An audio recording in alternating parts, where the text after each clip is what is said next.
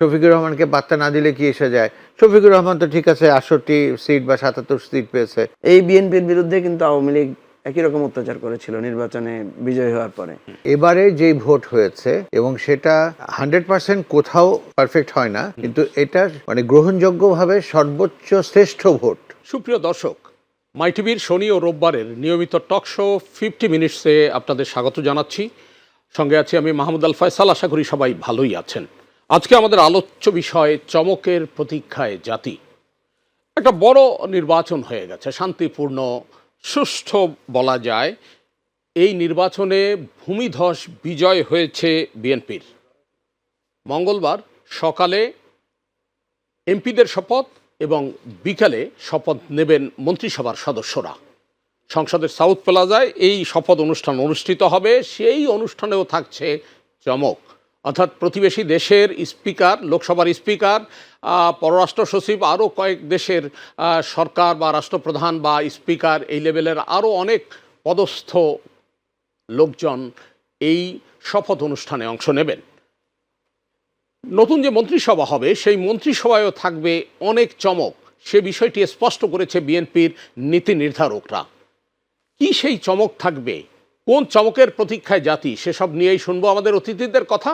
আজকে আমাদের সঙ্গে থাকবেন যথারীতি দুজন অতিথি। একজন এরই মধ্যে আমাদের সঙ্গে এসে পৌঁছেছেন, জনাব মুজিবুর রহমান মঞ্জু, আমার বাংলাদেশ পার্টির চেয়ারম্যান। আপনাকে স্বাগত জানাচ্ছি। দর্শক, আরেকজন অতিথি তিনি পথে রয়েছেন, আসামাত্র তাকে আপনাদের সঙ্গে পরিচয় করিয়ে দেব। ভূমিধস বিজয় বিএনপির। এই বিজয়ের পর এখন সরকার গঠন করতে যাচ্ছে, সেখানে চমক থাকবে। কি আপনার প্রত্যাশা, কেমন চেহারার একটা ক্যাবিনেট আপনি চান? ধন্যবাদ ফয়সাল ভাই, আপনাকে, আপনার মাধ্যমে দর্শকবৃন্দকে শুভেচ্ছা জানাচ্ছি। প্রথম হচ্ছে যে আমরা তো চমক চাই না, আমরা চাই প্রত্যাশা। কারণ এত বড় একটা অভ্যুত্থানের পরে যে সরকার গঠিত হবে সেটা বাংলাদেশকে একটা নতুন কিছু উপহার দেবে, সেটাই আমাদের প্রত্যাশা। ইতিমধ্যে নির্বাচন নিয়ে আমাদের যে প্রত্যাশা ছিল সেটা তো আপনি কিন্তু বলেছেন যে মোটামুটি একটা গ্রহণযোগ্য নির্বাচন। আমরা তো পূর্ণ গ্রহণযোগ্য নির্বাচন চেয়েছিলাম। মোটামুটি এই গ্রহণযোগ্য নির্বাচন না হওয়ার পেছনে যেটা কারণ সেটা আমরা ইতিমধ্যে দেখেছি। যে আপনি দেখলেন যে ব্যাপক নির্বাচন পরবর্তী সহিংসতা, নির্বাচনের দিনে অনেক অভিযোগ পাওয়া গেছে।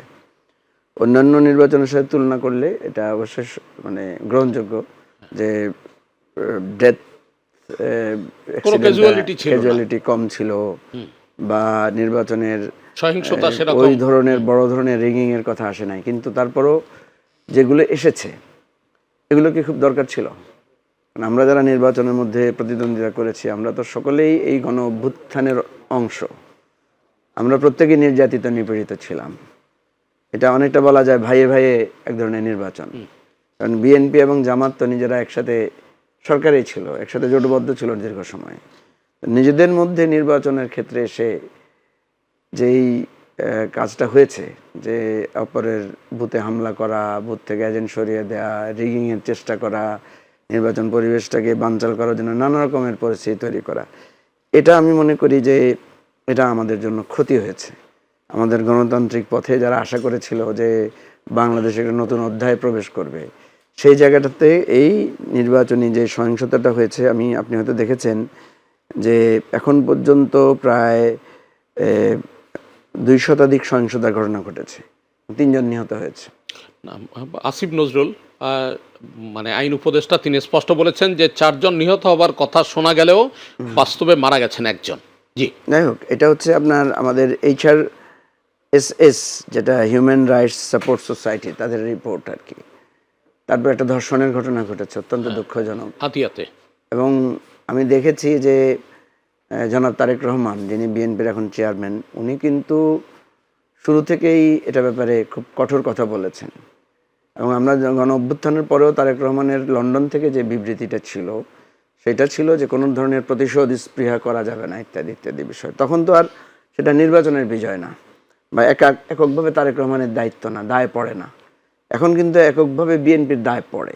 কারণ এখন যে কোনো সহিংসতা হলেই মানুষ বলবে, আপনারা তো, যে আপনি যেটা বললেন যে ভূমিধস বিজয় তো পেয়ে গেছেন, আপনি তো জয় হয়ে গেছেন। এখন তো আপনি, কে আপনাকে ভোট দিয়েছে, কে দেয় নাই, কে এজেন্ট ছিল, কে ছিল না, কে আপনার সাথে, এটা তো আপনার জবাব আপনি পেয়ে গেছেন। সুতরাং এখন এটা যদি করা হয় তাহলে মানুষ কিন্তু একটা ভুল বার্তা পাবে। অলরেডি এই বার্তাটা ইতিমধ্যে চাউর হয়ে গেছে যে আমরা তো সেই একই জিনিসই দেখতে পাচ্ছি। এই বিএনপির বিরুদ্ধে কিন্তু আওয়ামী লীগ একই রকম অত্যাচার করেছিল নির্বাচনে বিজয় হওয়ার পরে, এবং এই নোয়াখালীতেই আপনার সুবর্ণচরে একজন নারীকে আপনার ধর্ষণ করা হয়েছিল, গণধর্ষণের শিকার হয়েছিল বিএনপির একজন কর্মী বা তার ভোটার। ঠিক একইভাবে নোয়াখালীতেই হাতিয়াতে একই রকম নদীর এপারে আর ওপারে আমার নিজের নির্বাচনী এলাকা।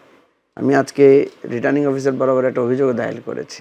আমি কিন্তু প্রথম দিনই পরাজয় মেনে নিয়ে বিজয়ী প্রার্থীকেও শুভেচ্ছা জানিয়েছি, অভিনন্দন জানিয়েছি। উনিও আমার সাথে দেখা করতে এসেছেন, আমি ওনাকে ফুল দিয়ে শুভেচ্ছা জানিয়েছি।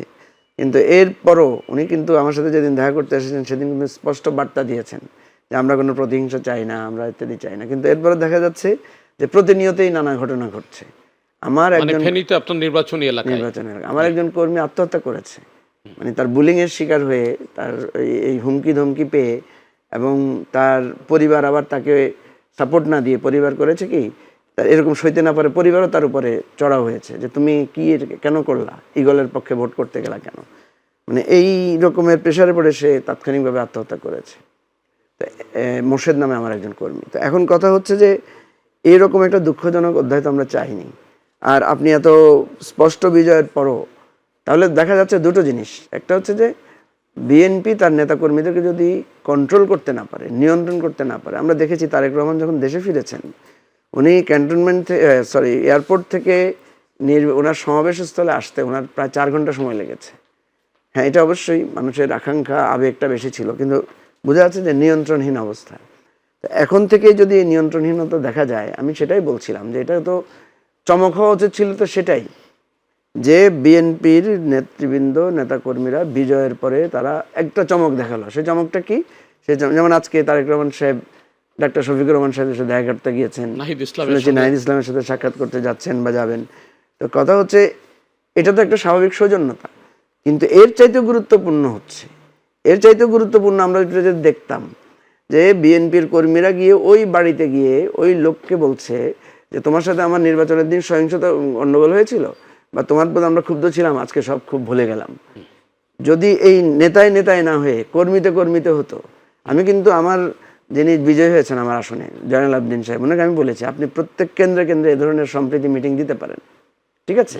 নির্বাচনে ধরে নিলাম যে আপনারা নার্ভাস হয়ে গেছেন, লাস্ট মুহূর্তে ধৈর্য ধরতে পারেন নাই, নানা রকম জোর প্রয়োগ করেছেন। আমাদের নির্বাচন ব্যবস্থাটা তো আসলে খারাপ।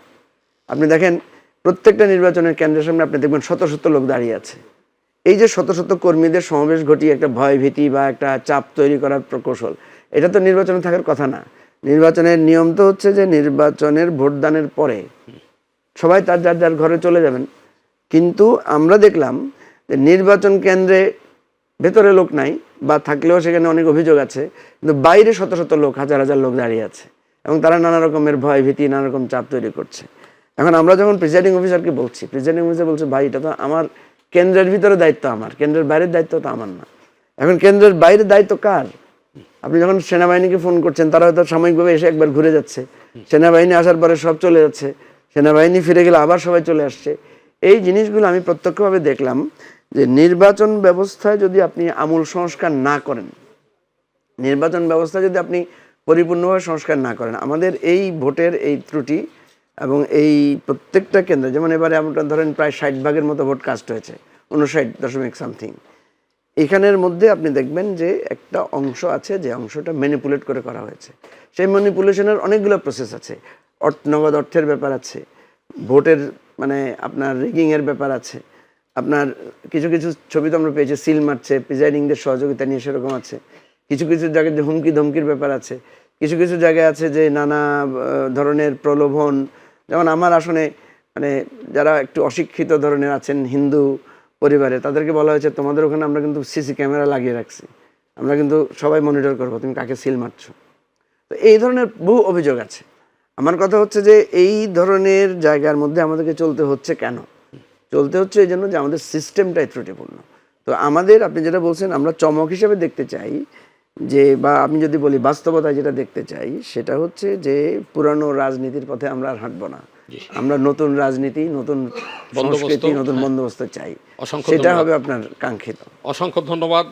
সুপ্রিয় দর্শক, আমাদের সঙ্গে এরই মধ্যে সিনিয়র সাংবাদিক এবং রাজনৈতিক বিশ্লেষক কাজী রওনক হোসেন এসে অংশ নিয়েছেন। আপনাকে স্বাগত জানাচ্ছি। কাজী রওনক, আমাদের আজকের আলোচ্য বিষয় হয়েছে চমকের প্রতীক্ষায় জাতি। নতুন মন্ত্রিসভায় চমক থাকবে, শপথ অনুষ্ঠানেও একটি চমক থাকবে। এই যে সার্বিক, আপনার কাছে প্রথম প্রশ্ন, কেমন মন্ত্রিসভা দেখতে চান আপনি?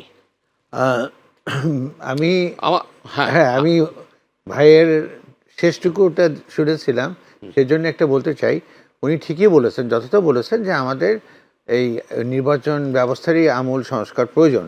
কিন্তু তারপরে বলতে হয় যে এবারে যেই ভোট হয়েছে এবং সেটা মানে 100% কোথাও পারফেক্ট হয় না, কিন্তু এটা মানে গ্রহণযোগ্যভাবে সর্বোচ্চ শ্রেষ্ঠ ভোট এবারকারটা। আর যেটা আপনি প্রশ্ন করলেন, হ্যাঁ, সেটা হচ্ছে যে আমাদের তো মানে নতুন blood, new blood, Tarique Rahman new blood. উনি ওনার মন্ত্রী পরিষদে যেটা আমি আভাস পাচ্ছি, এখনও তো এটা ঘোষণা হওয়ার আগে বলা যাবে না, যে উনি ওল্ড অ্যান্ড নিউ দুটোকে মিক্সড করতে চাচ্ছেন। মানে শুধু নতুনদের দিয়ে একটা প্রবীণ এবং নবীনের সমন্বয় করতে চাচ্ছেন। এবং যেটা আমি মনে করি যে বিএনপির জন্য অত্যন্ত সুন্দর একটা চিন্তা এবং অত্যন্ত বাস্তবসম্মত চিন্তা। কারণ ইন্টারিম গভর্নমেন্টে আমরা যেটা দেখেছি যে তারা প্রসেসের সাথে মানে নোন না বা সম্পৃক্ত না দেখে অনেক কিছু তারা বুঝতেই পারে না কী করতে হবে।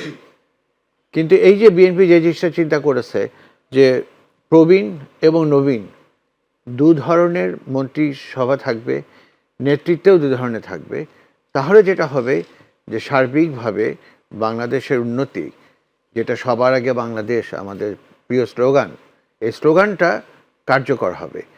আর আমি মনে করি যে যে যত কথা বলুক, রাতারাতি একটা অনিয়ম এবং অব্যবস্থা এটা বদলে যায় না, সময় লাগবে, স্লোলি। এবং এখানে সবচেয়ে বড় যেটা হচ্ছে সুন্দরভাবে একটা প্রসেস শুরু হয়েছে।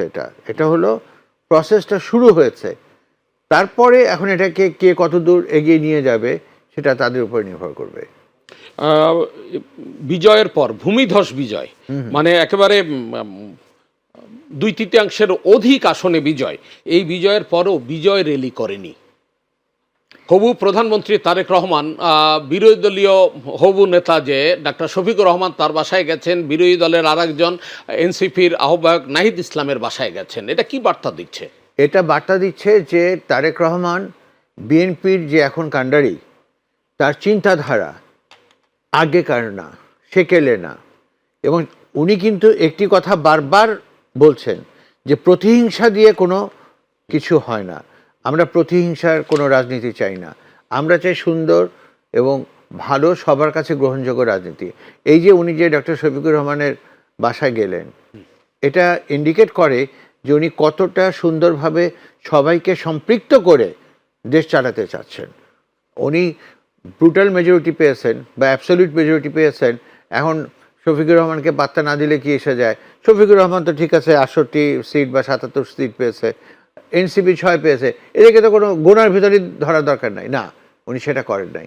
সবার উপযুক্ত মূল্যায়ন উনি করতে চাচ্ছেন এবং তারাও যদি রেসিপ্রোকালি তারেক রহমানকে সহযোগিতা করে, তাহলে অবশ্যই আমাদের দেশ অনেক সুন্দর হবে, এগিয়ে যাবে। মঞ্জু ভাই, নির্বাচন পরবর্তী কিছু সহিংসতার কথা বলেছেন। উনি নেতাদের বাসায় যাচ্ছেন, কিন্তু কর্মীতে মানে তৃণমূলে লড়াই হচ্ছে, মারামারি হচ্ছে, কাটাকাটি হচ্ছে, ভাঙচুর হচ্ছে। এই বিষয়টাকে কিভাবে মোকাবেলা করা যায়? এটাকে আমি কোনো ঘটনা হিসেবেই মনে করি না। তার কারণ হলো, আরে ভাই, ভাইয়ে ভাইয়ে জমি নিয়ে, বাপ ছেলে জমি নিয়ে মারামারি হয়, কাটাকাটি হয়। ছোট্ট একটা গাছ নিয়ে বা পুকুরের মাছ ধরা নিয়ে 2 গ্রামে মারামারি হয়, বল্লম দিয়ে মারে। তো এটা তো কিছু না। হ্যাঁ, আজকে যদি বিএনপির কেন্দ্র থেকে এটাকে উস্কানো হতো, তাহলে আমি বলতাম যে না, এটা তারা ঠিক করছে না। কিন্তু তারা তো করছে না সেটা, তারা তো বারবারই বলছে যে না, কোনো আনন্দ উৎসব করবেন না, কোনো আনন্দ শোভাযাত্রা করবেন না, এবং বিরোধী যারা আছে ভোট দেখ না দেখ কারোর প্রতি কোনো রকম অবিচার করা যাবে না। তারপরে বিচ্ছিন্ন কিছু ঘটনা ঘটবে, শুধু কি বিএনপি নাকি, আপনি দেখেন যে এনসিপি নিজেদের ভেতরে হয়তো বা গণ্ডগোল হয়েছে, জামাতের নিজেদের ভিতরে হয়তো বা গণ্ডগোল হয়েছে, যেভাবে বিএনপির ভিতরে হয়েছে। এবং সব ক্ষেত্রেই যে দু দলের হয়েছে তা কিন্তু না, নিজ দলের ভিতরে এক দলের ভিতরেও বিদ্রোহীদের সাথেও হয়েছে। এটা হবে এবং এটা কেটে যাবে। কিন্তু এটা নিয়ন্ত্রণ করতে না পারলে এটা তো দীর্ঘ রেশ রয়ে যাবে। এটা নিয়ন্ত্রণ কে করবে? হ্যাঁ, কেন্দ্র থেকে নির্দেশ যেতে হবে, কেন্দ্র থেকে যে নির্দেশ যাবে। নির্বাচিত এমপি তাকে ছুটে যেতে হবে। আমি যেটা বলছি রৌনক ভাই, আমি যেটা বলেছি যে এটা খুবই ইতিবাচক যে কেন্দ্র থেকে নির্দেশ দেওয়া হচ্ছে। নেতিবাচক যেটা, সেটা হচ্ছে কেন্দ্রের নির্দেশটা ফলো করা হচ্ছে না। এখন এটা যদি আপনি বিজয়ের পরও ফলো না করেন, একটা তো হচ্ছে আপনি ক্ষুব্ধ হয়েছেন, আপনি ব্যথিত হয়েছেন, ভাই ভাই ঝগড়া হয়েছে, সেটা এক জিনিস। ঝগড়া নিয়ে মারামারি করেন, নির্বাচন পরবর্তী সহিংসতার কথা আমরা বলছি। নির্বাচনের আগে যা হয়েছে ওকে, ইটস ওকে। এখন তো যেহেতু শফিক রহমান সাহেবের সাথে তারেক রহমান সাহেব যাচ্ছেন, এই বার্তার পরে একইভাবে তো গ্রামেও যাওয়া দরকার, তাই না? হ্যাঁ, 300 আসনে নির্বাচিত এমপি তার প্রতিপক্ষের কাছে, নিকটতম প্রতিদ্বন্দ্বীর কাছে অন্তত। আমার কথা হচ্ছে সেটাই, যে যেখানে শফিকুর রহমান সাহেবের তারেক রহমান সাহেবের অনেক বাকযুদ্ধ হয়েছে না, একজন আরেকজনের বিরুদ্ধে নির্বাচনের কথা বলেছেন না, বলেছেন তো বলেছে। এখন যেহেতু এক নেতা আরেকজনের বাসায় যাচ্ছেন, আমার বিজয়ী প্রার্থী আমার বাসায় এসে আমার অফিসে এসেছেন, তাহলে এই যে কর্মীরা তার প্রতিদ্বন্দ্বী যার সাথে কেন্দ্রে তার সাথে হয়তো দুই কথা হয়েছে, তার বাসায় তো মিষ্টি নিয়ে যাবেন বা ফুল নিয়ে যাবেন বা এমনি যাবেন, কিন্তু সেখানে উনি বোমা নিয়ে যাচ্ছেন কেন, সেখানে উনি দা ছুরি বল্লম নিয়ে যাচ্ছেন কেন, সেটা হচ্ছে প্রশ্ন। সেজন্য বলছি যে নিয়ন্ত্রণটা যদি না থাকে, আমি এখন পর্যন্ত দেখি নাই, শেখ হাসিনার কথা আলাদা, শেখ হাসিনা তো বলেছে মায়ের উপর মায়ের রাখো, লাশের পরে লাশ ফেলো, শেখ হাসিনার কথা বাদ। এখন পর্যন্ত আমি বিশেষ করে আমরা যারা গণ অভ্যুত্থানের শক্তি ছিলাম, তাদের মধ্যে কোনো প্রতিহিংসা পরায়ণ সেই ধরনের বক্তব্য নাই। তাহলে এইটা যে প্রথম দিনেই হলো না, প্রথম থেকেই যে এই নিয়ন্ত্রণটা করা গেল না, এটা একটা স্পট। এবং এটা যদি নিয়ন্ত্রণে চলে আসে তাহলে এটা ভালো, যেটা আমি রৌনক ভাইয়ের সাথে একমত। যদি নিয়ন্ত্রণে না আসে, বাড়ে সেটা হলে তাহলে মানুষের কাছে মনে হবে যে এই সরকারের উপরে, এই সরকারের নিয়ন্ত্রণ তো শুরু থেকেই নাই, এ ধরনের একটা ধারণা তৈরি হতে পারে। আমার আমার দৃঢ় বিশ্বাস যে একটু সময় দিতে হবে, সরকারকে গঠিত হতে হবে। মানে সরকারকে গঠিত হতে হবে, তার বিভিন্ন একটা তো হলো যে কেন্দ্র থেকে নির্দেশ দেওয়া যে তোমরা এগুলা করবে না, বিরত থাকো। এখন এটা তো ঢালাওভাবে কাকে দিবে? এখন তো সারা দেশকে দেওয়া যাবে না। তবে ফেনীতে বা চাঁদপুরে যে ঘটনা ঘটেছে, সেখানে কিন্তু যিনি নির্বাচিত হয়েছেন তিনি ছুটে গেছেন, তিনি মানে সহানুভূতি দেখিয়েছেন এবং তাদের পাশে গিয়ে দাঁড়িয়েছেন। এটাই তো হওয়া উচিত। ভাইও সে কথাই বলছেন যে এটাই হওয়া উচিত, এবং অবশ্যই এটা হতে হবে। আর একটা যেটা বলছি, একটু সময় দিতে হবে।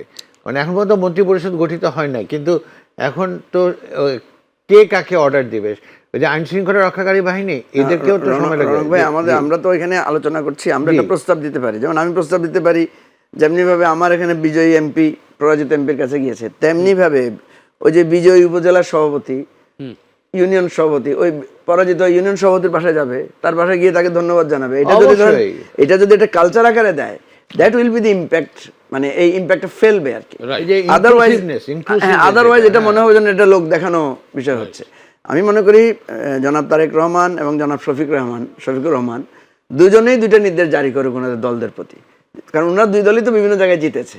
আপনারা যারা ইউনিয়ন পর্যায়ে, ওয়ার্ড পর্যায়েও এই কালচারটা চালু করেন, ওয়ার্ড সভাপতি আরেক ওয়ার্ড সভাপতির বাসায় যাবে, ঠিক আছে, দেখা করবে, তাহলে এটা একটা সামাজিক হৃদ্যতার প্রসঙ্গটা তৈরি হবে। আমি সম্পূর্ণ একমত, একই বক্তব্য আমারও। তবে আমি যেটা বলবো যে এখন পর্যন্ত যেভাবে এগিয়ে যাচ্ছে, সরকার গঠিত হলে আরো তড়িৎ কার্যকর হবে। জি, আপনার কাছে নতুন প্রশ্ন, নতুন যাত্রায় নতুন সরকারের কাছে আপনার প্রত্যাশা কি? নতুন সরকারের কাছে আমার প্রথম প্রত্যাশা হলো পুরনো সরকারি যেই তন্ত্র, এটাকে পুরোপুরি ঢেলে ফেলে দিতে হবে, নতুন করে সাজাতে হবে। আমলাতন্ত্রের কথা বলছেন? আমলাতন্ত্র, এটা আর নতুন করে সাজাতে হবে এবং তরুণদেরকে সম্পৃক্ত করতে হবে। তরুণদেরকে সম্পৃক্ত করতে হবে, মানে ওই যে মেটিকুলাসলি ডিজাইন বা আমার চাকরিদাতা এইগুলো না, তাদেরকে সম্পৃক্ত করতে হবে।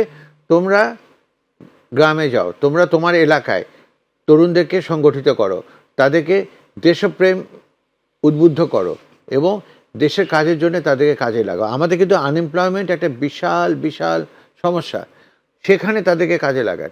আমাদের সবচেয়ে বড় কথা কি, এই যে বাংলাদেশ এমন একটা দেশ যে সারা পৃথিবীর ভিতরে একমাত্র দেশ যেখানে আবাদি জমি হলো 60% সারা পৃথিবীতে।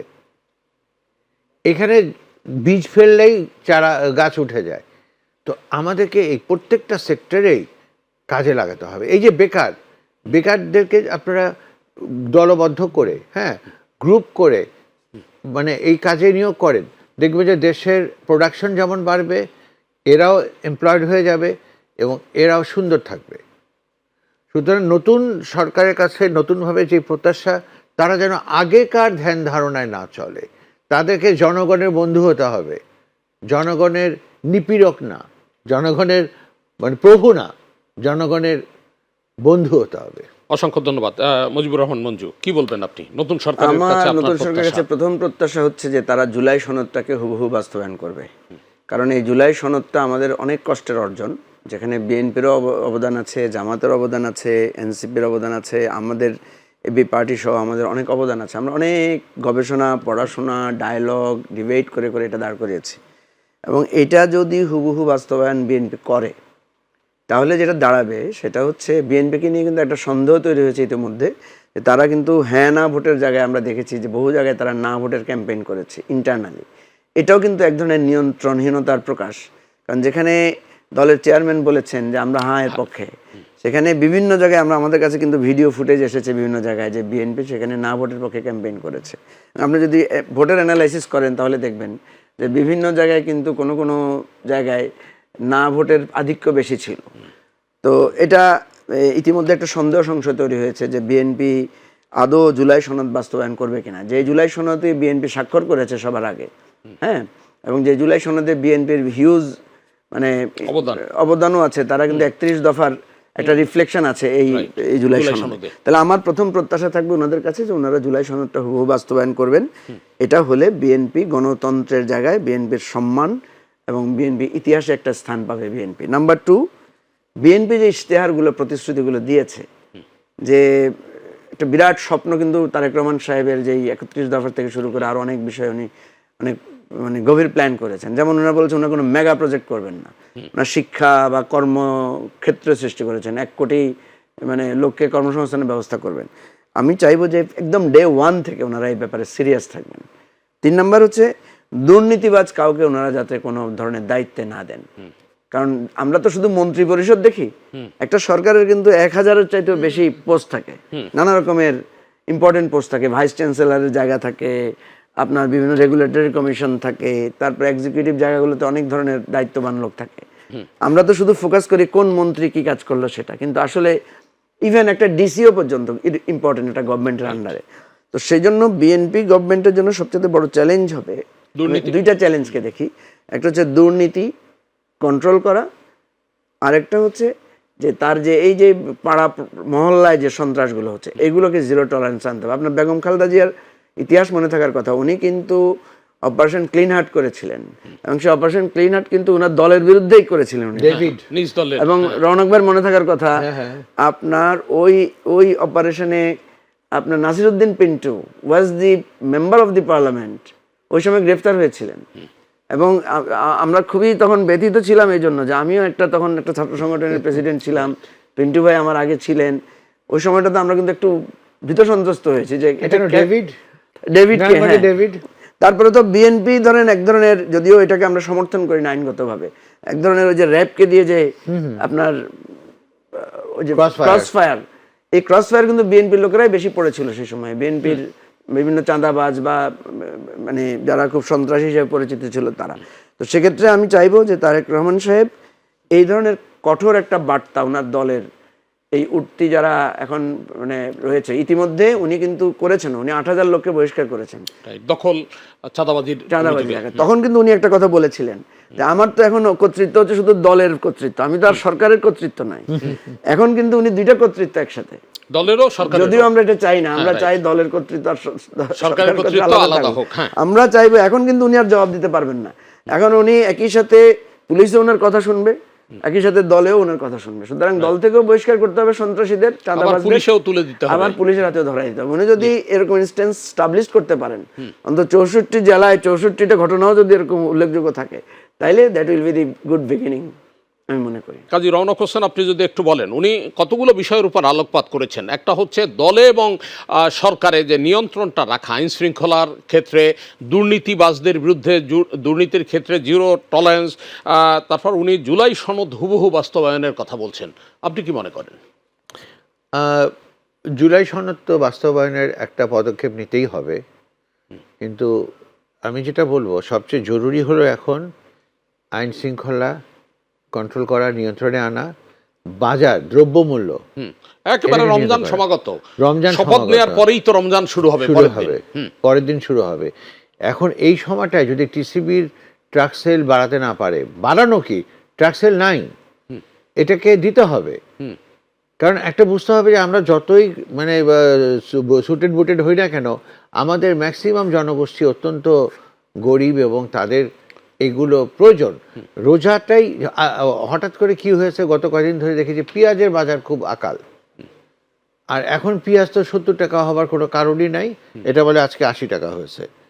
তো এইভাবে প্রত্যেকটা জায়গায় মানে দুর্নীতি, সিন্ডিকেশন এবং এই যে করাপশন, এই তিনটাকে কন্ট্রোল করতে হবে। আর এই তিনটাকে কন্ট্রোল করতে গেলে পরে সেটা তারেক রহমানই হোক আর যেই হোক না কেন, তাকে অপ্রিয় হতে হবে। অপ্রিয় হলে কিছু করার নাই, কারণ অ্যাডমিনিস্ট্রেশনটা এমনই একটা জিনিস যে অ্যাডমিনিস্ট্রেশন চেয়ারে যে বসে তাকে অনেক কিছুই সহ্য করতে হয় এবং অনেক কিছু দেখেও না দেখতে হয়।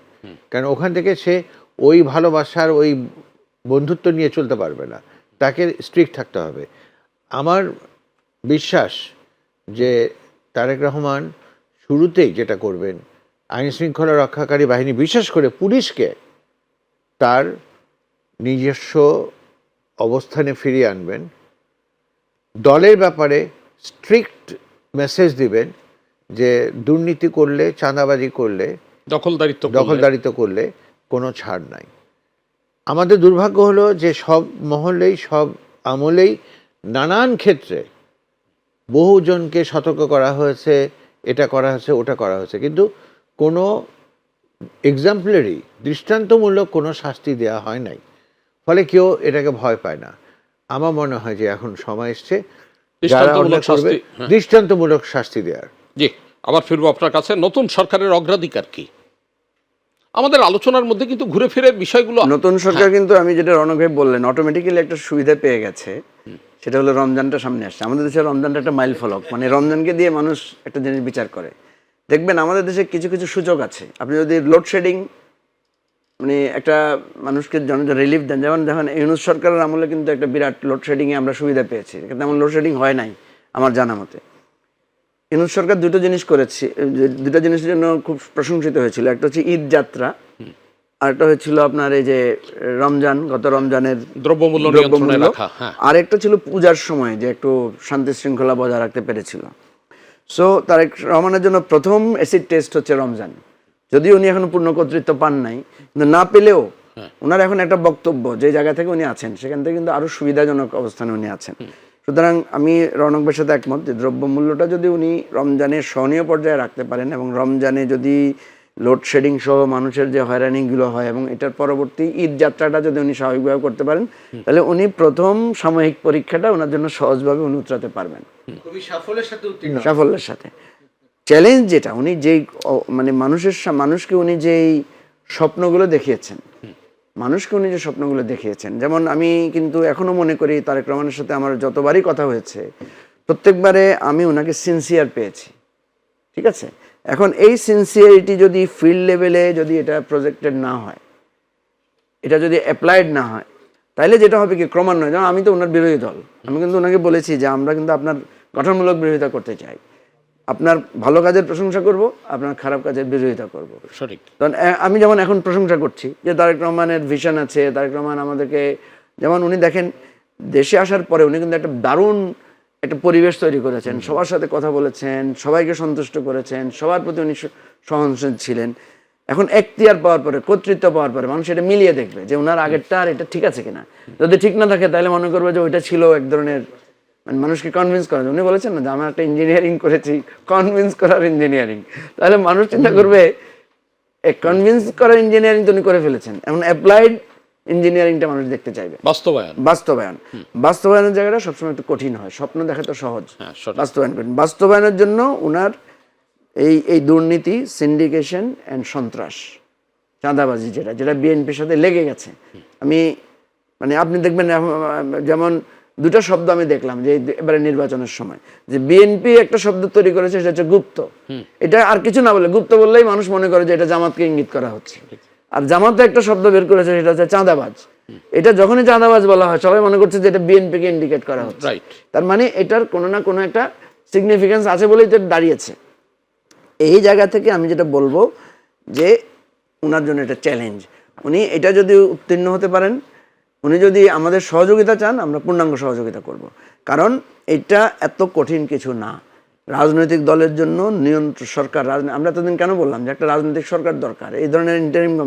আরও একটা ওনার জন্য চ্যালেঞ্জ আছে, সেটা হচ্ছে ওনাকে কিন্তু কেউ হাসিনা সরকারের সাথে কম্পেয়ার করবে না, ওনার রেজিমকে সবাই কম্পেয়ার করবে ইমিডিয়েট পাস্ট ইউনূস সরকারের সাথে। ইউনূস সরকার কিন্তু এর আগে বিএনপি সরকারের সেই বেগম খালেদা জিয়ার সরকারের সঙ্গেও ওনাকে তুলনা করেন। উনি কিন্তু নিজেও বলেছেন যে আমার জন্য খুব বিপদ যে আমার বাবার সাথে আমার মায়ের সাথে সবাই আমাকে তুলনা করে। সঠিক। তো এখন কথা হচ্ছে যে ওনাকে ইউনূস সরকারের সাথে কম্পেয়ার করবে। কারণ দেখেন ইউনূস সরকারের আমরা এতদিন বিরোধিতা করেছি, সমালোচনা করেছি, এখন কিন্তু সবাই ইউনূস সরকারের পক্ষে চলে যাবে। কারণ আমার বহু বন্ধুদের সাথে আমার তর্ক হয়েছে, আমাকে বহু টক শোতে মানে বুলিং করা হয়েছে যে আমি সরকারের পক্ষে কথা বলছি। ইউনূস সরকারের অনেক ব্যর্থতার কথা আমরা বলেছি, কিন্তু সাফল্যের যে জায়গাটা থেকে আপনি কিন্তু দেখবেন তার অনেক উপদেষ্টারা কিন্তু অনেক সৎ ছিলেন, তারা কিন্তু ওইভাবে দুর্নীতিতে জড়ান নাই। দুই নম্বর হচ্ছে উনি কিন্তু ওই কতক্ষণ বিএনপিকে সন্তুষ্ট রাখা, কতক্ষণ জামাতকে, কতক্ষণ এনসিপিকে সন্তুষ্ট রাখার জন্য কাজ করেছেন, ঠিক আছে, কিন্তু উনাকে অ্যাবসলিউটলি কোনো দিকে হেলে পড়ার আপনি দেখেন নাই। ডক্টর ইউনূস যতবারই ডেকেছে, বিএনপি, জামাত, এনসিপি, আমরা সবাই কিন্তু গিয়েছি, তাহলে ডক্টর ইউনূস এই জায়গাটা রক্ষা করার চেষ্টা করেছেন, পেরেছেন। ওনার একটা নিরপেক্ষ লোক দাঁড়িয়েছে। আমাদের দেশের প্রধানমন্ত্রীকে সবাই একটা নিরপেক্ষ লোকে দেখতে চায়, কারণ ওনাকে মনে করতে চায় উনি জাতির অভিভাবক। এই চ্যালেঞ্জটা ওনাকে করতে হবে, এটা ওনার জন্য খুবই কষ্টকর।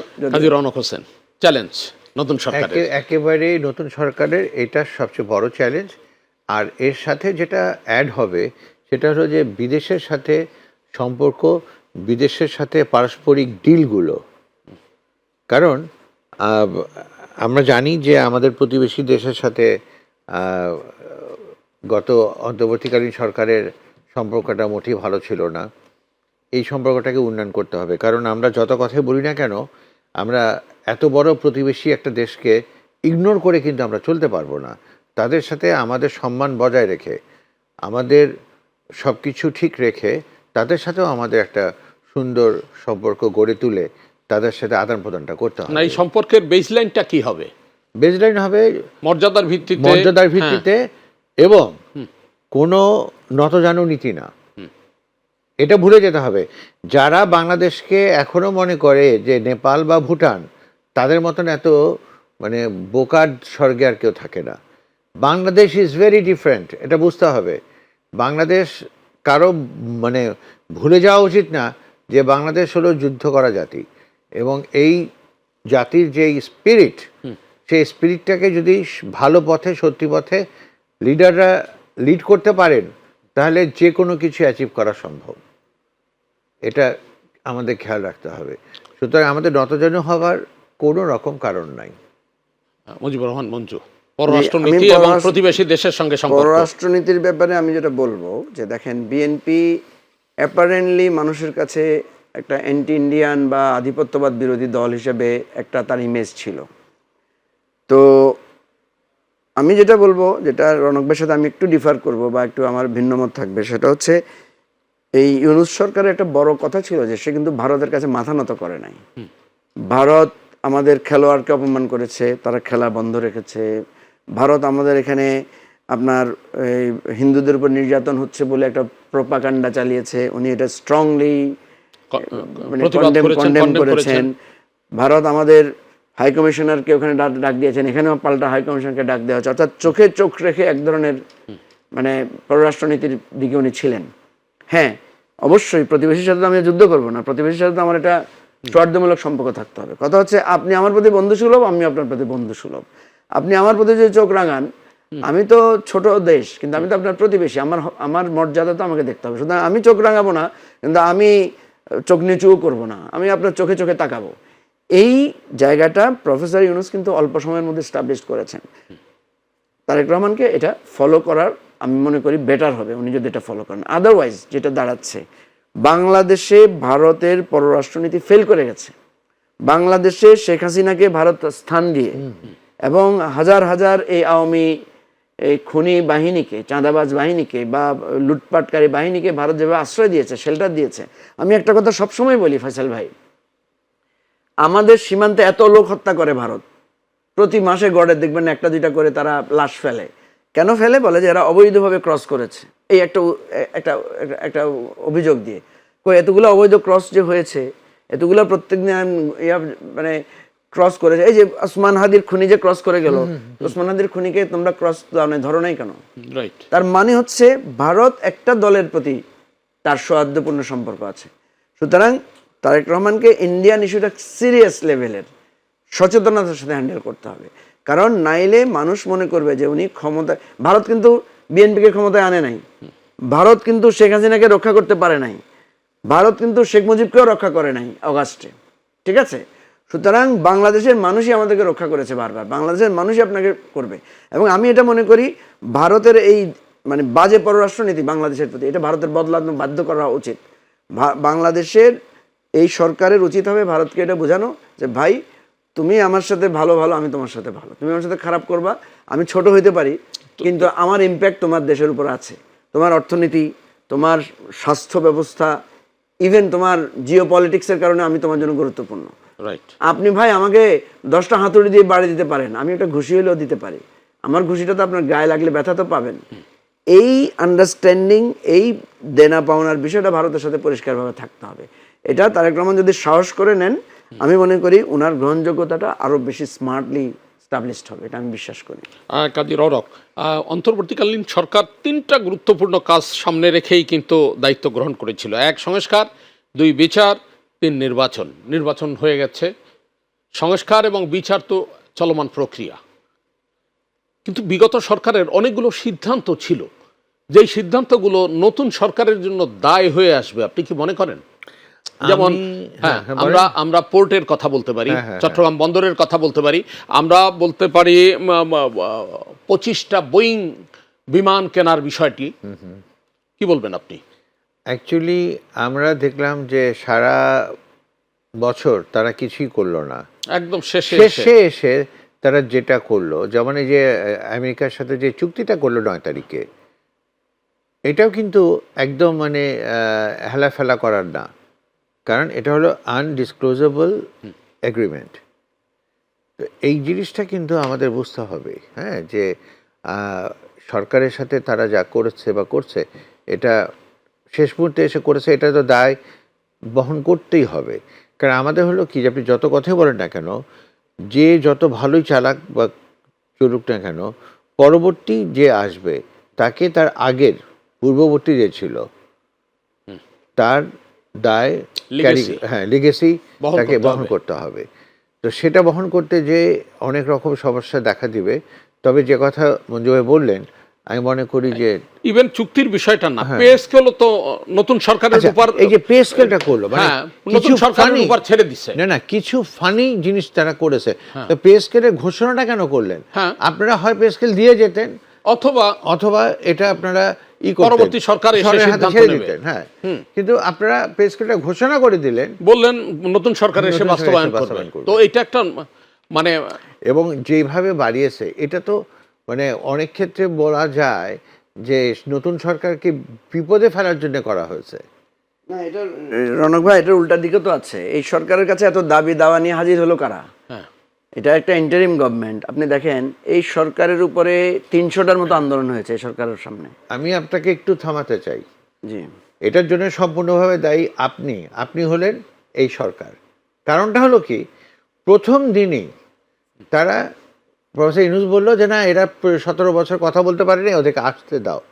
এই যে আসতে দাও বললো এবং যমুনার সামনে এসে দরজাটা খুলে দিলেন পুলিশ আপনি। দরজাটা খুলে দিলেন, পুলিশ এসে এই গ্রাম পুলিশ তারা এসে শুয়ে থাকলো। আনসার, হ্যাঁ। আনসার পরে প্রথমে গ্রাম পুলিশ, আচ্ছা তারা এসে রাস্তা আটকে রাখলো। উনি ডিপ্লোম্যাটদের সাথে দেখা করলেন 2 ঘন্টা পর, দেখা করতে পারছিলেন না, উনি যেতে পারেন নাই, 2 ঘন্টা পরে গেলেন। এটা কে করেছে? উনি ওয়েলকাম করেছেন এই না জিনিসটা উনি করে। তো এই জায়গাটা আমি বলি, প্রথম কথা রাষ্ট্র হচ্ছে যে- পরিচালনায় তার তো প্রথম কোনো কথা দক্ষতা- হচ্ছে যে প্রথম কথা হচ্ছে যে এটা নিয়ে ওনাদের সাথে আমাদের অনেক ডায়লগ হয়েছে। এখন আপনি দেখেন এই যে প্রথমবারের মতো মানুষ তার দাবি দাওয়া নিয়ে আসতে পারলো, এটা তো একটা গণ অভ্যুত্থান পরবর্তী সরকার। এখন ইউনূস কি করবে? আপনি তো দেখেছেন একটা ঘটনা যখন লাঠিপেটা করলো, এই যে হাদির ঘটনার পরে যখন একটা ঘটনা ঘটলো, তখন কি হলো? তখন তো আবার সরকার সমালোচিত হলো। এর মধ্যে দেখলেন জগন্নাথ বিশ্ববিদ্যালয়ের ছাত্ররা যখন আসলো, তখন তো ওই যে তাদেরকে বোতল তখন- ছুঁড়ে মারলো, উপদেষ্টা মাহফুজের মাথায় পড়লো। তখন কিন্তু এখন কথা হচ্ছে দুই দিকেই তো বিপদ। আপনি দাবি না শুনলে বলবে যে এ তো দেখি আরেক একত্রিতবাদী সরকার, দাবি শুনলে আমরা বলতেছি দুর্বল সরকার। তাহলে এখন এই জায়গাটা একটা অনির্বাচিত একটা রাজনৈতিক সরকারের পক্ষে হ্যান্ডেল করা তো খুবই রিস্কি সমস্যা। আপনি দেখেন, আমি আপনাকে এখন বলি, আপনি এখন দেখবেন বিএনপি সরকার ক্ষমতায় আসছে, এখন আপনি সচিবালয় মুখে প্রধানমন্ত্রীর কার্যালয়ের সামনে কোনো মিছিল যাবে? যাবে না। যাবে ফয়সাল ভাই? না, যাবে না। কিন্তু পে স্কেল বাস্তবায়নের দাবিতে প্রথম দিন থেকেই কিন্তু আন্দোলন শুরু হয়ে যাবে। এটা আপনি হয়তো ধারণা করছেন, হ্যাঁ। কিন্তু আমি মনে করি না, কেন হবে না। না, আজকে বিকেলে আমি দেখলাম যে গতকাল পর্যন্ত খালি ছিল প্রেস ক্লাবের সামনে রাস্তা। আজকে বিকালেই দেখলাম যে দুপুরে দেখলাম যে 2 গ্রুপ, বিশাল বড় বড় 2 গ্রুপ 2 সাইডে, কারা করছে আমি জানি না, কারণ এখন ওটার প্রতি কোনো আকর্ষণই নাই। আর আমি শুধু আপনাকে একটা কথা বলবো, আপনি যদি আপনার নিজের অবস্থানটা ক্লিয়ার না থাকেন তখন সমস্যা হয়।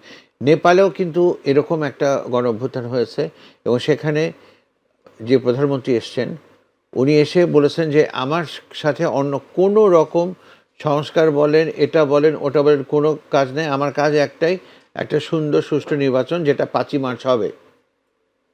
এবং তার উপদেষ্টা ভাই, আপনারা যখন যুক্তি দেন না, তখন একটা জিনিস বাস্তবতা আমরা অনেক সময় ভুলে যাই। নেপালের গণ অভ্যুত্থানে কি 1400 মানুষ মারা গেছে? আমি বলি, নেপালের গণ অভ্যুত্থানে কি একেবারে অল ক্লাসের মানুষরা রাস্তায় নেমে এবং প্রধান বিচারপতি থেকে শুরু করে মসজিদের ইমাম পালিয়ে গেছে? থানাগুলো কি এইভাবে এফেক্টেড হয়েছে? আপনাকে মনে রাখতে হবে বাংলাদেশের গণ অভ্যুত্থান, বাংলাদেশ যেমন, আমি যেটা বলি, বাংলাদেশের আর্থসামাজিক বাস্তবতা কি? আপনি এই প্রফেসর ইউনূসের সময় দেখা গেল কত রকমের আন্দোলন উঠে আসছে, যেটা আমরা জানতাম না অনেক কিছু। আপনাকে আমি একটা আন্দোলনের কথা বলি, যেটার সাথে আমি সরাসরি ডিল করেছি সরকারের সাথে ডায়লগ করে। সেটা হচ্ছে তথ্য আপা বলে একটা পদ আছে, ঠিক আছে? তাদের অনিয়ম নিয়ে এই প্রথম জানতে পারলাম যে তাদেরকে কিভাবে অপদস্থ অপমান করা হয়েছে। এটা হ্যান্ডেল করতে গিয়ে আমরা তো একদিকে সরকারকেও দায়ী করছি যে সরকার কেন এদেরকে প্রশ্রয় দেয়, আবার অন্যদিকে আমি দেখলাম যে এই যে হাজার হাজার মেয়েরা যারা একদম রুট লেভেলে সার্ভিস দিচ্ছে, তারা কিভাবে বঞ্চিত হচ্ছে, বঞ্চনার শিকার হচ্ছে, এবং শেষ পর্যন্ত তাদের সমস্যাটা কিন্তু সমাধান করতে পারি না আমরা। এবং তারা বারবার বলছিল যে এই সরকারই পারবে আমাদের সমাধান করতে, কারণ রাজনৈতিক সরকার আসলে সমাধান হবে না। আমাদের দেশে অনেকেই মনে করে যে রাজনৈতিক সরকারের কাছে সে যেতে ভয় পায়, রাজনৈতিক সরকারের কাছে সে, আমি দেখেন এই তথ্য আপাদেরকে আমি না হলে 8-10 জন উপদেষ্টার সাথে মিটিং করিয়েছি। আপনি কখনো কোনো রাজনৈতিক সরকারের মন্ত্রীদের সাথে এতগুলো মিটিং করাতে পারবেন না।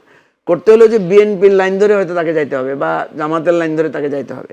এই জন্য বলছি প্রফেসর ইউনূসের বিষয়টা এবং গণ অভ্যুত্থান পরবর্তী এই সরকারটা, এটা বাংলাদেশের ইতিহাসে একটা ব্যতিক্রমী পরিস্থিতি। মুজিবুর রহমান মঞ্জু, আপনি যদি এই আগের সরকারের কিছু লিগেসি নতুন সরকারকে বহন করতে হবে, কিছু দায় একটা তো করতেই হবে, কারণ আজকে বিএনপি ক্ষমতায় আসছে, তাদেরই তো লেগেছি, তাদের এই একটা দায়িত্বপূর্ণ কাজের প্রেক্ষিতে তো আসছে। এবং হাসিনার দায় কি আমরা বহন করছি না? এখন শেখ হাসিনা অবৈধ সরকার, শেখ হাসিনা অবৈধভাবে নির্বাচন করেছে, তার পুরো দায় কি আমরা ভোগ করছি না? আজকে আমাদের মধ্যে যে এত হানাহানি, হিংসা, নির্বাচনের ব্যবস্থা, ধরেন আমি আপনাকে যদি প্রশ্ন করি, আওয়ামী লীগের লোকেরা বলছে তাদের দল কেন নিষিদ্ধ হলো, তারা কেন ভোট দিতে পারছে না, তারা কেন তাদের মৌলিক অধিকার থেকে বঞ্চিত, ধরে নিই আমি যদি তাদেরকে, তো এই দায় কার? আমি তো বলি এটা শেখ হাসিনার দায়, এটা এটা ওদের দায়, ওরাই এই জিনিসটা করেছে। আমরা তো তাদের পক্ষেও কথা বলতে পারছি না এখন। আপনি কিভাবে বলবেন যেই লোকটা গুম হয়ে গেছে যে পরিবারে, আপনি কার অধিকারের কথা বলবেন? যার যে বাড়িতে থাকতে পারে নাই বছরের পর বছর, যার মা বাবার জানাজায় অংশগ্রহণ করতে পারে নাই, যে মানে জেলখানায় থেকে থেকে গুমড়ে গুমড়ে কেঁদেছে, তার সামনে দাঁড়িয়ে আপনি ওই আওয়ামী লীগের গণতান্ত্রিক অধিকারের কথা আপনি বলতে তো পারছি না আমি। তাইলে আজকে আমি সবসময় বলি আওয়ামী লীগের লোকদেরকে, আমি নির্বাচনের জায়গায় গিয়েও আমি বলেছি, বললাম যে আপনাদের উচিত ছিল, আপনাদের যদি বিবেক থাকে, আপনাদের উচিত ছিল শেখ হাসিনাকে বহিষ্কার করা আপনাদের দল থেকে। কারণ তার জন্যই আপনি আজকে আওয়ামী লীগ বাংলাদেশের স্বাধীনতা যুদ্ধের নেতৃত্ব দানকারী দল, সেই দলটা আজকে ফ্যাসিস্ট বলে সবাই বলে এটা আওয়ামী লীগ। আওয়ামী লীগ বলতেও হয় না নাম, ফ্যাসিস্টরা এটা করেছে। ঠিক আছে, আওয়ামী লীগের লোকেরা এখন বলে ভাই আমরা তো ফ্যাসিস্ট, তার মানে হচ্ছে এটা তার গায়ের লোকমাটা, তার গায়ের তকমাটা কি হয়ে গেছে, লেগে গেছে। এটার জন্য দায়ী আওয়ামী লীগের নেতৃবৃন্দ এবং সর্বস্তরের নেতৃবৃন্দ। তো আমি যেটা বলি যে দায় আপনাকে নিতে হবে।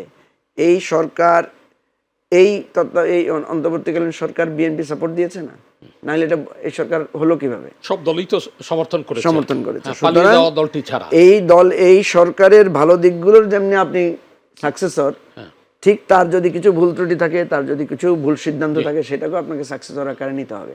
আপনি যেখানে যেখানে নীতিবান জায়গা আছেন সেখানে সেখানে সংশোধন করবেন, যেটা নীতিসম্মত সেটাকে আপনি অ্যাকসেপ্ট করবেন। আর যেটা মাঝামাঝি ধরেন নীতি সম্পন্ন আছে ধরেন মনে করতেছেন বা অর্থনীতি, সেটা রেটিফাই করবেন। আমি মনে করি মানে জনমত, গণতন্ত্র এবং আমাদের যেই একটা প্রত্যাশা, এই তিনটাকে সমন্বয় করে সরকারটা চলতে হবে। মুজিবুর রহমান মঞ্জু, আবার আপনার কাছে ফিরি। উচ্চ কক্ষ গঠন, এটা নিয়ে একটা মানে নতুন করে একটা বিতর্ক শুরু হচ্ছে। এটা কি আসন অনুপাতে নাকি ভোটের অনুপাতে, কিভাবে কি হবে? না, এটা তো জুলাই সনদে তো আমরা পাশ করেছি, এটা ভোটের অনুপাতে হবে। এটা PR according to the percentage of the vote.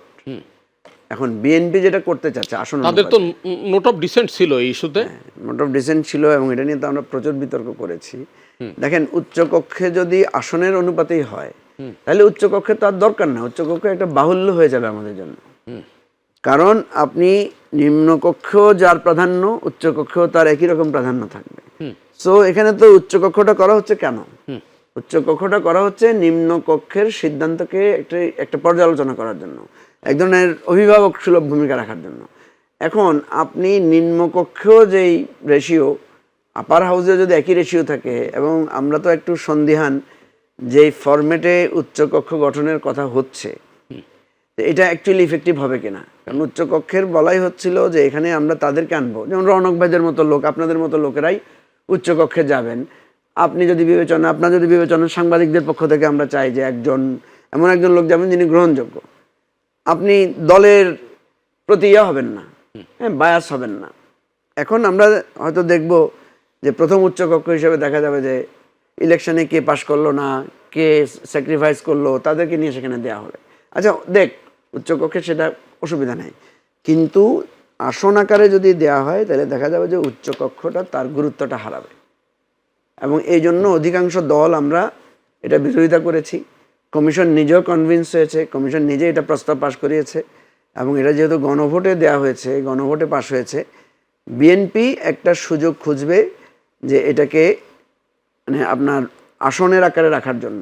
না, কিন্তু ভোটের যে অনুপাত, সেই অনুপাতেও তো বিএনপির একক প্রাধান্য থাকে। 49.97% ভোট তারা ক্যাপচার করেছে, অর্থাৎ 50টি তারা পায়।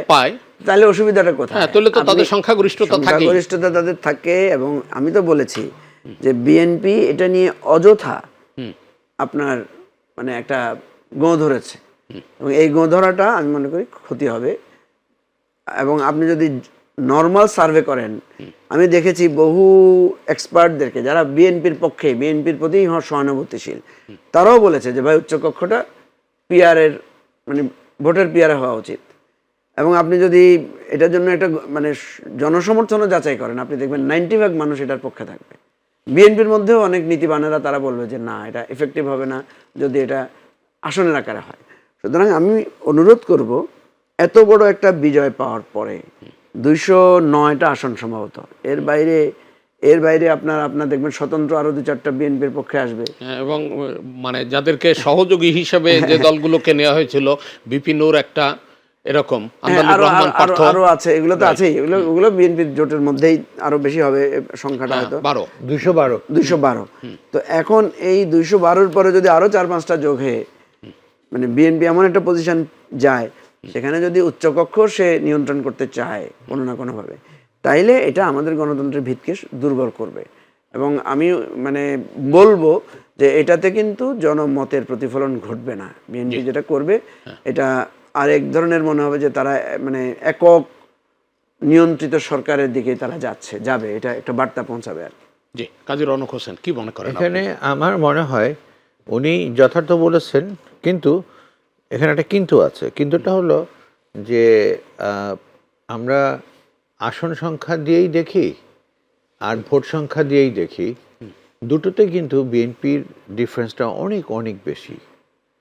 তো এখন আমরা যে নামই বলি না কেন, না, কিন্তু ভোট সংখ্যায় তো 50টি পাবে, 100-র মধ্যে 50টি, সেখানে কিন্তু 50-50, অর্থাৎ একটা ব্যালেন্সিং একটা। না, যদি আপনার ওই যে ওনাদের জোট সহ হিসাব করে, তাহলে আরো বেশি পাবে। হ্যাঁ, সেটা বেশি পেলেও এখন কিছু তো করার নাই, ভোটের দিক থেকে যেভাবে আসবে। পাশাপাশি যদি আসন সংখ্যা দিয়ে দেখেন, সেটাতেও বেশি থাকবে। এখন যেহেতু এরা ব্রুটাল মেজরিটি বা অ্যাবসলিউট মেজরিটি পেয়েছে, তো সুতরাং এখানে তো এই ঘটনাটা ঘটবেই।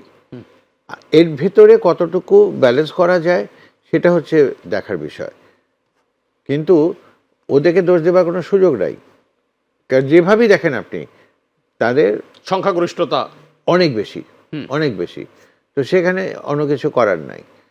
আর মানে আমরা বোধহয় শেষ পর্যায়ে এসে গেছি, তাই না? হ্যাঁ, আচ্ছা, তা আমি একটা জিনিসই খালি বলি যে এই বিএনপির এই বিজয়টা অত্যন্ত জরুরি ছিল এবং দেশের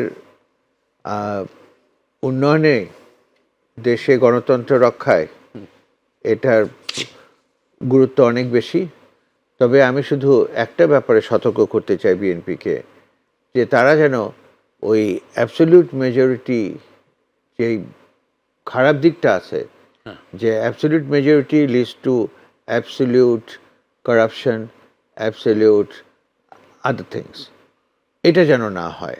এটা তাদেরকে একটু সংযত হতেই হবে এবং মনে রাখতে হবে, সংযত না হলে কি পরিণতি ঘটে সেটা কিন্তু আমাদের পূর্ববর্তী সরকারের কাছে আমরা দেখেছি।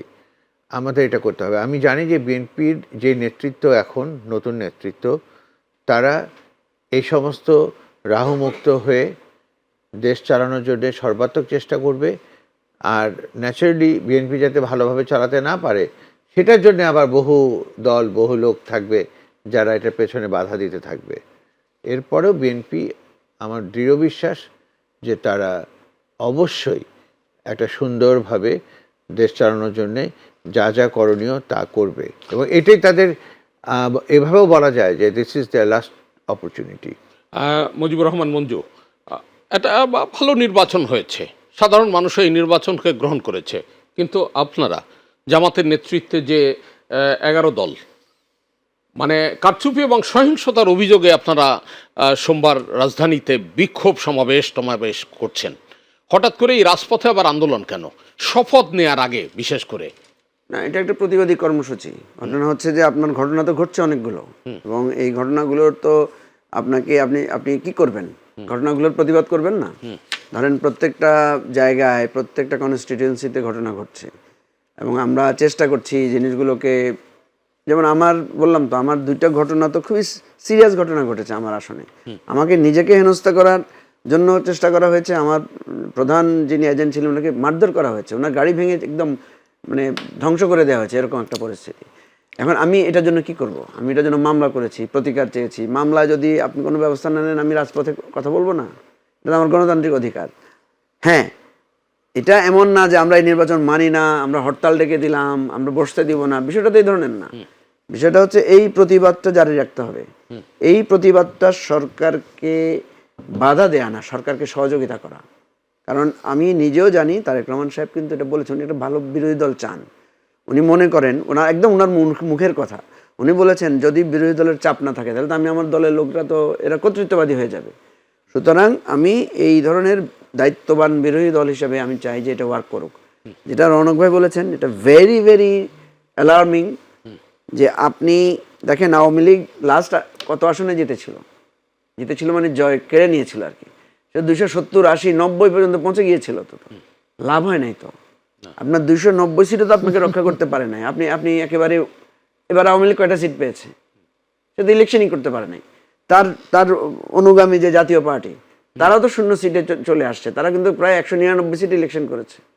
এখন কথা হলো যে আপনাকে মনে রাখতে হবে যে এই খেলাই শেষ খেলা না, এই নির্বাচনই শেষ নির্বাচন না। না, এই যে আপনাদের যে বিক্ষোভ সমাবেশ, এইটা আপনাদের মেসেজটা কার কাছে, বা আপনাদের দাবিটা, এই যে সহিংসতা কারচুপির যে বিষয়টা, এটা কি অন্তর্বর্তী সরকারের কাছে না নতুন সরকারের কাছে?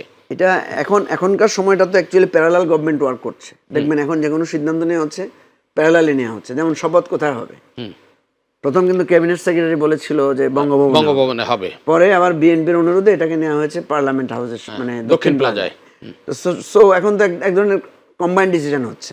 সুতরাং আপনি যদি বলেন যে এটা একই সাথে দুইটা গভর্নমেন্টের কাছেই এই বার্তাটা পৌঁছানো, যে আমরা এই ব্যাপারটায় আমরা প্রতিকার চাই। আমি নিজেও আজকে একটা দরখাস্ত দিয়েছি রিটার্নিং অফিসারের কাছে।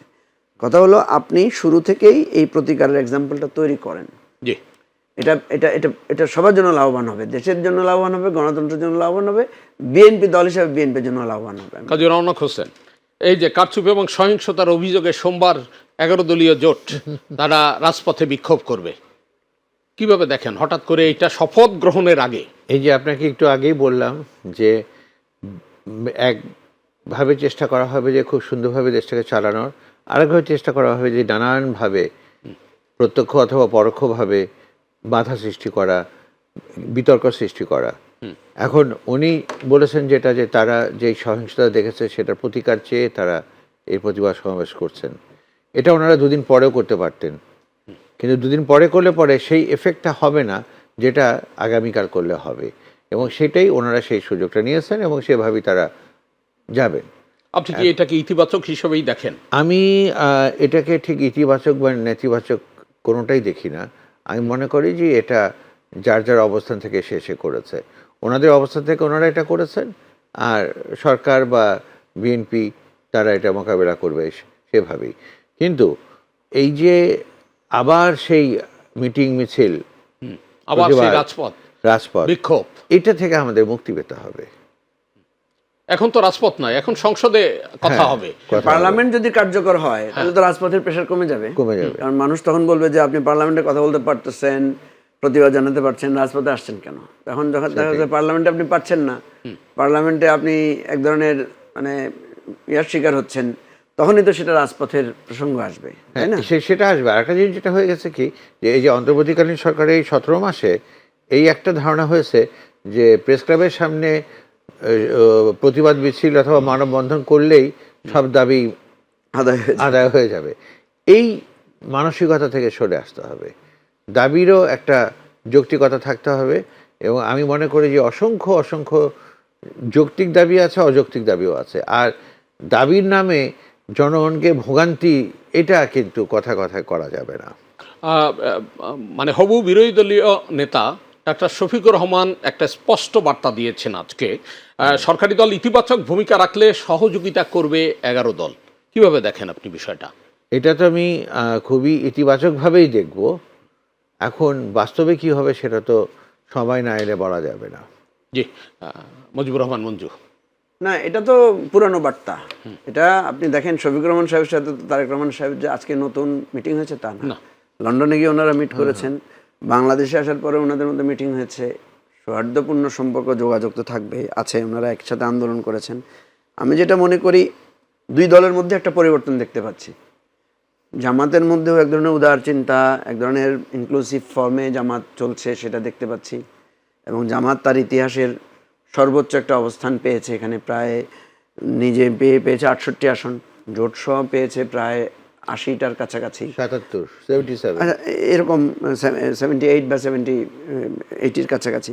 তো এখন সরকারি দল হিসাবে বিএনপির জন্য এটা বিরাট একটা অবস্থান, একই সাথে জামাতও একটা নতুনভাবে বিরোধী দল আকারে উত্থান ঘটেছে তাদের। এই দুই দলের কিন্তু মানে আমাদের দেশে যেটা আমি দেখেছি অতীতে, গণতান্ত্রিক ধারা যদি চালু থাকে, যেই দল ক্ষমতায় থাকে পরের পর কিন্তু তারা ভোটে হেরে যায়, বিরোধী দল ক্ষমতায় আসে। এটা 91-তে হয়েছে, 96-তে হয়েছে, 2001-এ, 2008-এ হয়েছে। তাহলে যদি উভয় দল এখানে দায়িত্বপূর্ণ কাজ করে, তাহলে আমরা রিসার্চের আলোকে বলতে পারি যে নেক্সট টাইম হচ্ছে বিরোধী দলের জন্য।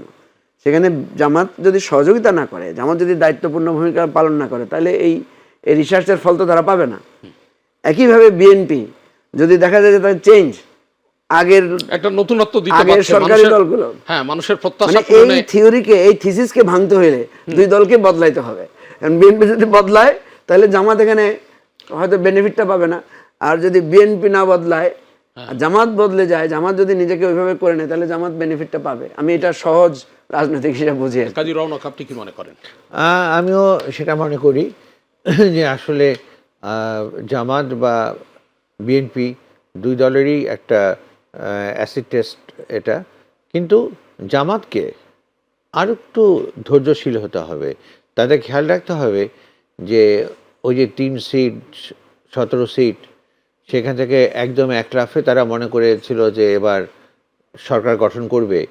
এইভাবে চিন্তা করলে হবে না। তাদেরকে তাদের দৃষ্টিভঙ্গি, বিশেষ করে মেয়েদের প্রতি, নারীদের প্রতি তাদের সে মধ্যযুগীয় দৃষ্টিভঙ্গি, এটা বদলাতে হবে।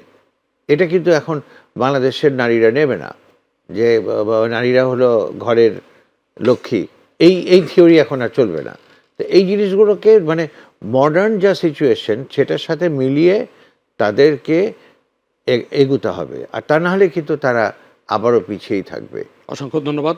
মুজিবুর রহমান মঞ্জু, মানুষের তো আকাশচুম্বী প্রত্যাশা, এই প্রত্যাশাটাকেও তো মানে পূরণ করা বা একটি বড় ধরনের চ্যালেঞ্জ। কি মনে করেন আপনি, তারেক রহমানের নেতৃত্বে বিএনপি কি সেই প্রত্যাশা পূরণে সফল হবে? আমরা তো আশা করি করা উচিত, কারণ তারেক রহমানের উনি অনেকগুলো স্কোপ পেয়েছেন, স্পেস পেয়েছেন এবং অথরিটিও পেয়েছেন। এখন উনি আগে যে কথাগুলো বলেছেন এতদিন, উনি তো বলেছেন আই হ্যাভ এ প্ল্যান। হ্যাঁ, right. So now we wanted to see what's your plan, কিভাবে সেটা বাস্তবায়ন সেটা তো আমরা এখন তো আমরা সেটা দেখতে চাই যে উনি কোন প্ল্যান করেছেন যে আগামী 5 বছরে যে উনি বাংলাদেশকে একটা সহনশীল জায়গায়, গণতান্ত্রিক জায়গায়, একটা উন্নয়নের জায়গায়, সবচেয়ে বড় কথা হচ্ছে একটা সংস্কারের বাংলাদেশ, পরিবর্তিত বাংলাদেশ উনি কিভাবে নেবেন। আমরা বিরোধী দল হিসেবে ওনাকে সাহায্য করব, সহযোগিতা করব, ভালো কাজের জন্য প্রশংসা করব, ভুল কাজের প্রতিবাদ করে ওনাকে সাহায্য করব। কাজী রওনক হোসেন, 30 সেকেন্ডে যদি একটু বলেন, গণমানুষের প্রত্যাশা পূরণের যে চ্যালেঞ্জ, আপনি কি মনে করেন সফল হবে? আমি মনে করি আমাদের এখন এই গণমানুষের যে প্রত্যাশা, সেটা পূরণের জন্য এই মুহূর্তে তারেক রহমানই সবচেয়ে যোগ্য ব্যক্তিত্ব, এবং উনি যদি ভুল না করেন তাহলে উনি ওনার সঙ্গী সাথীদের নিয়ে, ওনার দলকে নিয়ে, নবীন প্রবীণ সবাইকে মিলিয়ে উনি দেশকে একটি সুন্দর পথে নিয়ে যেতে পারবেন। অসংখ্য ধন্যবাদ কাজী রওনক হোসেন, মুজিবুর রহমান মঞ্জু, আমাদের এখানে এসে 50 মিনিটসে মূল্যবান অনেকগুলো কথা বলবার জন্য। সুপ্রিয় দর্শক, আমরা অনুষ্ঠানের শেষ পর্যায়ে যে কথা দিয়ে শেষ করতে চাই সেটি হচ্ছে গণমানুষের আকাশচুম্বী প্রত্যাশার মধ্যেই একটা কঠিন চ্যালেঞ্জ নিয়ে সরকার গঠন করবেন তারেক রহমান। সেই মন্ত্রিসভায় চমক যেমন থাকবে তেমন থাকবে নতুনত্ব। আমাদের প্রত্যাশা থাকবে নতুন সরকার গণমানুষের প্রত্যাশা পূরণে সফল হবে। সেই প্রত্যাশায় শেষ করছি 50 মিনিটস। সবাই ভালো থাকুন, সুস্থ থাকুন, মাই টিভির সঙ্গেই থাকুন।